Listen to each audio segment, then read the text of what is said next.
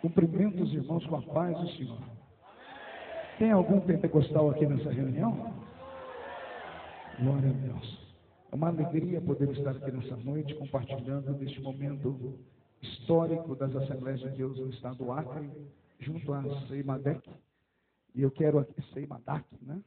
Quero aqui agradecer o convite que me foi feito e parabenizar, na pessoa do pastor Pedro, toda a convenção.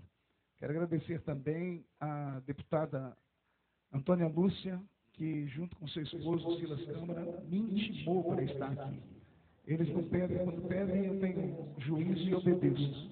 Você pode estar lá, pastor? Eu falei, é um dia de culto na minha igreja, porque eu também pastorei. Disse, mas se é para atender a igreja do Senhor no estado do Acre, eu vou. Pastor Jonas, é um prazer estar aqui, ver o Senhor. Eu estive anteontem lá em Manaus, lá no Canaã, uma glória de Deus naquele lugar. E eu não sei se você está animado. O pastor Pedro disse para mim que não tem hora para acabar isso aqui. E eu estou empolgado. Lá no sul dizem que eu sou um pregador de tiro longo. Ou seja, quando eu começo a pregar, não paro mais. Então, se você quiser ir para casa agora, enquanto nós vamos orar, você tem liberdade.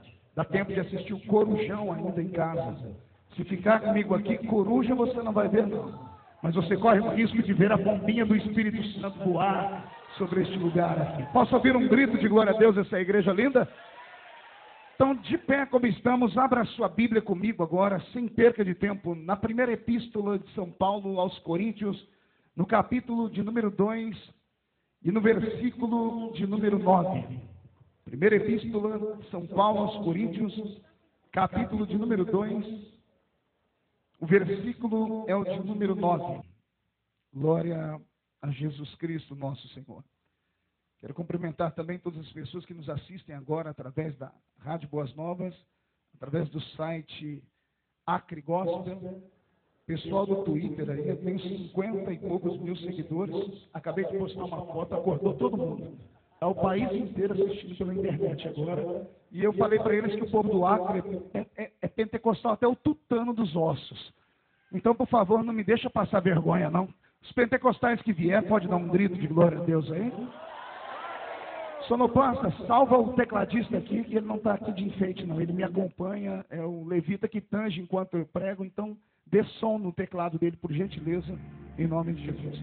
Capítulo 2 da primeira epístola de São Paulo aos Coríntios, versículo de número 9, está escrito assim: mas, como está escrito, as coisas que os olhos não viram, e os ouvidos não ouviram, e não subiram ao coração do homem, são estas coisas que Deus tem preparado para aqueles que o amam. Não, a igreja não entendeu a leitura, eu vou ler de novo. Mas, como está escrito, as coisas que os olhos não viram, e os ouvidos não ouviram, e não subiram ao coração do homem, são estas coisas que Deus tem preparado só para aqueles que o amam. E quem ama o Senhor, dê mais um grito de glória a Deus. Feche a Bíblia, coloque no banco, na cadeira, por gentileza, e pegue na mão da pessoa mais bonita do seu lado agora. Ficou difícil aí, companheiro? Se não tiver ninguém bonito o suficiente, vem pegar na minha mão aqui ou na mão do pastor Pedro, que está todo elegante. Isso, aperte a mão da pessoa com carinho agora, até ela falar aleluia. Pentecostal que não faz barulho, está com defeito de fabricação, não é? Vamos orar, igreja. Senhor Deus e nosso Pai, nós te exaltamos e te glorificamos. Nós entendemos que daqui a alguns minutos este lugar ficará pequeno para o tamanho da glória que o Senhor vai fazer trovejar sobre este lugar. Daqui a alguns momentos os que vieram tristes começarão a saltar de alegria, Senhor.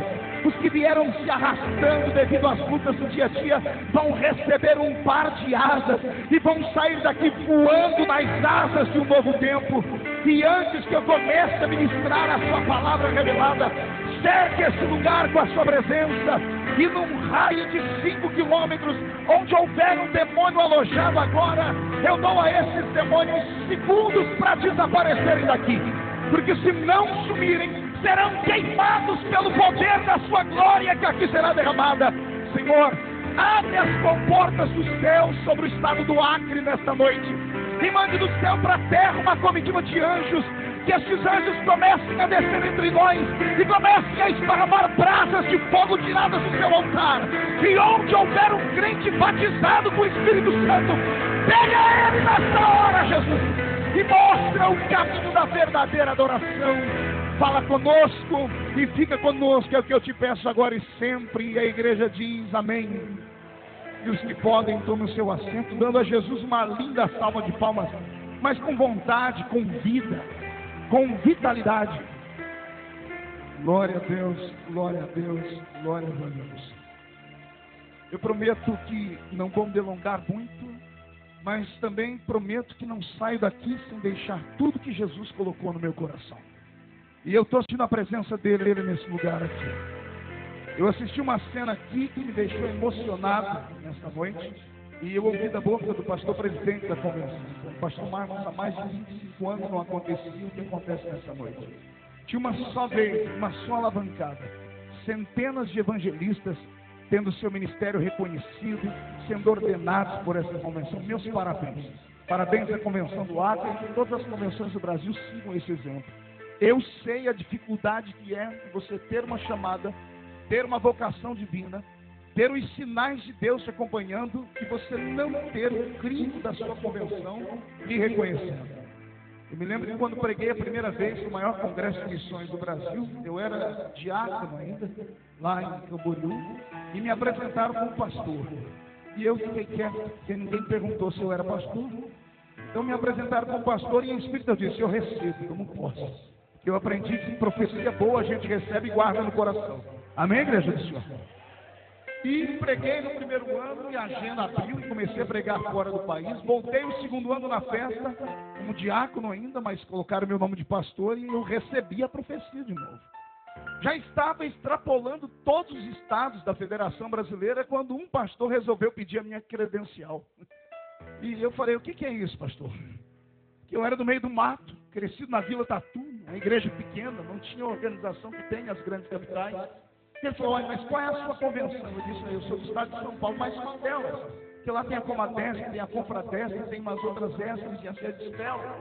Eu falei, eu não sei não, pastor. Você não tem documento nenhum? Eu falei, eu tenho. Eu tirei minha carteirinha de diácono. Quando ele olhou, ele disse, o sangue de Jesus tem poder. Você é um mentiroso! Eu disse, sou não. É assim, você fala para todo mundo que você é pastor. Eu disse, eu nunca falei para ninguém que eu era pastor.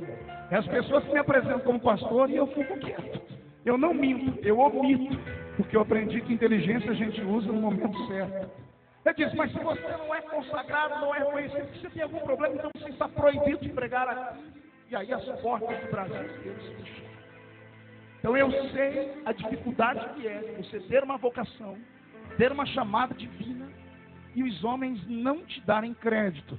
Por isso eu me emocionei quando eu vi aqui centenas de homens tendo seu ministério reconhecido e com certeza a partir de hoje vão fluir no seu ministério com mais graça, com mais unção. E os senhores que aqui receberam esta oportunidade, façam valer a pena. Agarre o diabo pelo chifre, se preciso for. Esfregue o focinho dele no chão e mostre a essa cidade, a esse estado, que as Assembleias de Deus, nesse estado, ainda tem fogo até no tutano dos seus ossos. E os nossos obreiros honram o centenário dessa igreja debaixo de um Pentecoste verdadeiro. E a igreja que concorda comigo dê mais um grito de glória a Deus aqui, por gentileza. O texto que o Senhor me inspirou nesta noite para pregar é um texto de difícil interpretação, é um texto de difícil comentário, até porque é um texto que narra o pensamento, a filosofia de um dos homens mais sábios do seu tempo, que passou a sua adolescência toda na Universidade de Jerusalém, aprendendo aos pés do Dr. Gamaliel. Eu falo do ex-trabalhador de César e dos meros da vida, e que depois tornou-se o braço direito do Evangelho de Cristo, ex-Saulo de Tarso, agora Paulo de Tarso. Esse homem que tinha no seu tempo inteligência, que tinha no seu tempo abrangência de conhecimento, porque a sua mente era algo fenomenal, teve a graça oportuna de se encontrar com Jesus no caminho da estrada da cidade ainda hoje existente, a mais velha do mundo, Damasco, e por Jesus Cristo foi vocacionado. Depois de conhecer um pouco a história dele, você vai entender que o próprio Cristo, e somente o próprio Cristo, teve a coragem de apostar na vida daquele homem. Nenhum dos homens da igreja daquele tempo, a começar do maior profeta que era Ananias, ao receber a revelação de Deus do endereço que ele deveria descer, que era uma tal rua chamada direita, na casa de um tal Simão curtidor, ele já vai preparado, mas de repente ele resolve perguntar a Deus qual é o nome do homem que ele vai consagrar ao ministério da igreja de Jerusalém. E Deus empolgado, Deus feliz, Deus animado com o obreiro que ele vai consagrar, diz para ele: o nome dele é Saulo de Tarso. E quando Deus diz o nome dele, o profeta ungido, cheio do Espírito Santo, já com o chifre do azeite na mão, com a mão na maçaneta da porta, abrindo para sair, fecha a porta de uma vez, põe um chifre no lugar, olha para o céu e diz: Senhor, calma aí, vamos conversar. Esse aí é aquele, lá do céu, Deus dizendo, é aquele mesmo. Mas é aquele que consentiu na morte de Estevão, o primeiro mártir. Esse aí, Ananias, é ele que eu vou consagrar.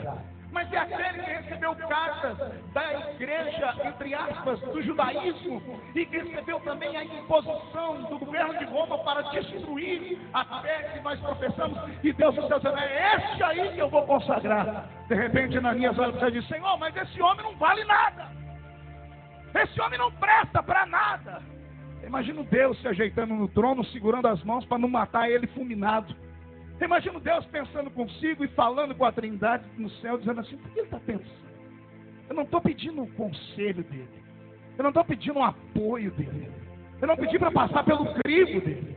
Eu não estou pedindo a opinião dele, nem o conselho dele. Eu estou dizendo a ele: desce e consagra o rapaz. Mas se ele não presta para você, Ananias, deixa escrito na palavra e passe até chegar na mão de um escriba que escreva a história, para que a igreja do futuro saiba que o meu pensamento não é como o pensamento dos homens. Porque se esse homem não presta para vocês, para mim, ele é um vaso escolhido, diz o Senhor dos Exércitos. Quem acredita que Deus ainda faz isso? Então, por gentileza, comece a se alegrar nesta noite. Não fique me olhando com esta cara feia, com esta cara parecendo que foi batizado num pote de vinagre. Ah, pastor, mas o senhor não sabe, era para eu estar estado aí na frente, olha.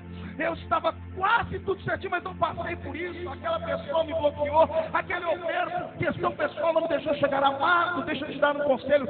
Calma, guarda o seu coração, aquieta-te.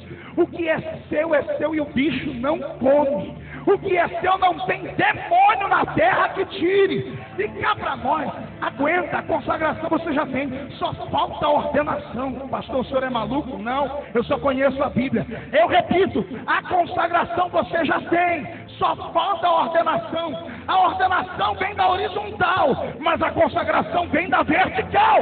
A consagração já desceu sobre você. Agora aguenta o tranco e aproveita o momento para dar um glória a Deus e desfazer esse rosto triste aí. A igreja concorda comigo?